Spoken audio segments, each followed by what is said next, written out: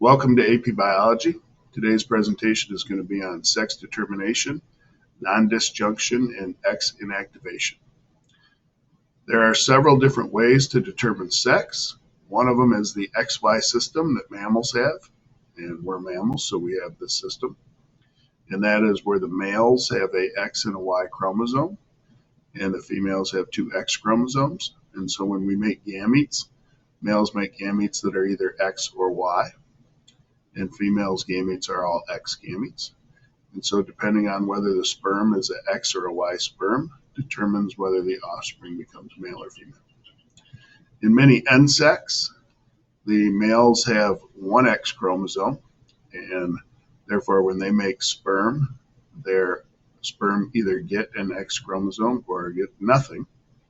And so if an X chromosome sperm meets up with a female's X egg, then you get a female. And if a no sex chromosome sperm ends up with a X egg, then you end up with males.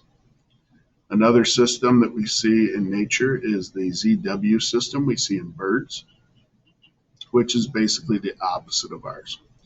So in the ZW system, all the males have two similar sex chromosomes, and the females have two different sex chromosomes. So the sex chromosome that is in the egg determines the sex of the offspring. In many reptiles and amphibians, we see a temperature variation that determines the sex of the offspring. We'll talk about that in a minute.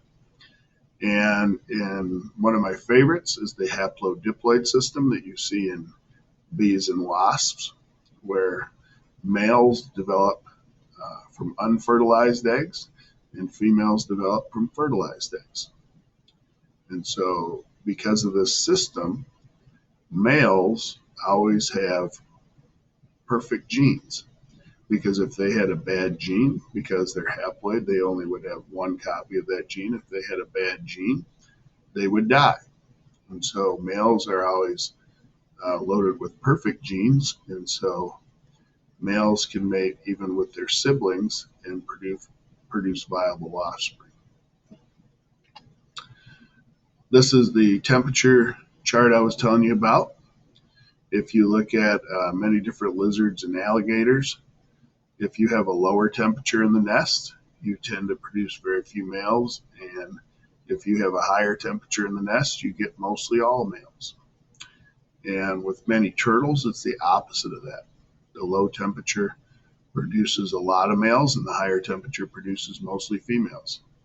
And you can see in the middle there, the leopard geckos, the snapping turtles, and crocodiles.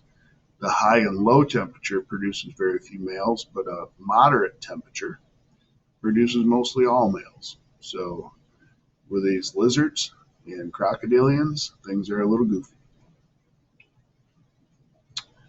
All right, we're going to move into nondisjunction. So nondisjunction is a disorder where independent assortment doesn't happen properly. So this is a normal karyotype, and in a normal situation when we get ready to do meiosis, the chromosomes will line up in the middle during meiosis 1, but sometimes during synapsis and they wrap around each other and cross over, they get stuck, and so they don't unwind properly. And so when it's time to pull apart the homologous chromosomes, it doesn't happen properly, and both chromosomes go to the same cell. Well, that results in one cell having one too many chromosomes and the other cell having one too few chromosomes, which can cause some problems. The most common nondisjunction disorder is Down syndrome.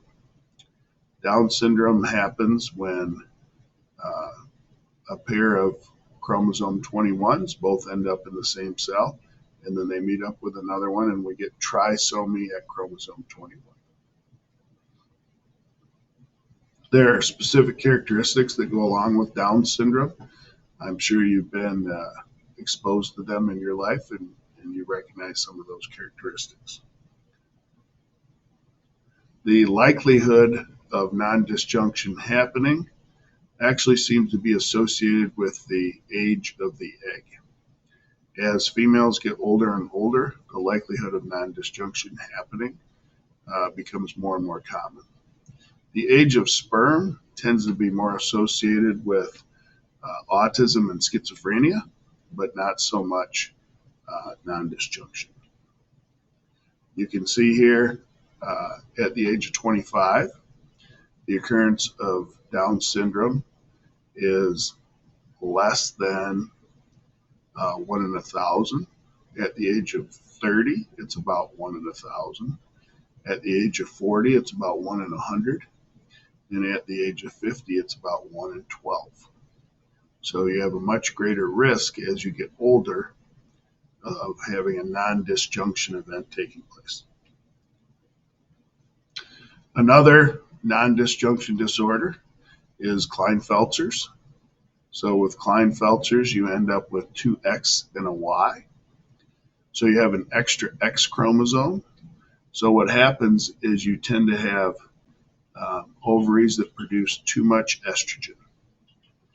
So you end up male, but you overproduce estrogen. So you end up with a lot of feminine characteristics. But because estrogen is also a growth hormone, you tend to be really tall. So you end up with no beard, you never go bald, very little chest hair or body hair, wider hips, narrower shoulders, longer legs. These people tend to be 6'4" or taller. Turner syndrome is a situation where you end up with only 1 X chromosome and no Y chromosome. So in this situation, because X is a growth hormone, because the X chromosome produces a growth hormone, you end up with not enough estrogen, and so you end up tending to be female, but you tend to be really short. And so these are sisters. Okay, the one on the left has Turner's, and the one on the right doesn't. I don't know if you've seen this woman in either her TV show or in The Incredibles, but she has Turner syndrome. She's a pretty famous actress with Turner syndrome.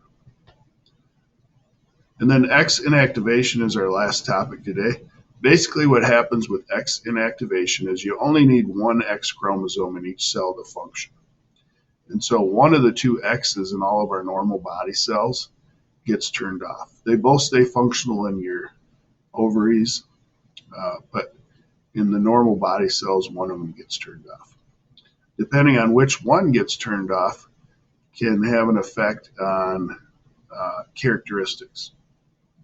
So for example, if there was a fur color gene on one of the X chromosomes and a different fur color gene on the other X chromosome, then depending on which one got turned off, you would create different fur patterns.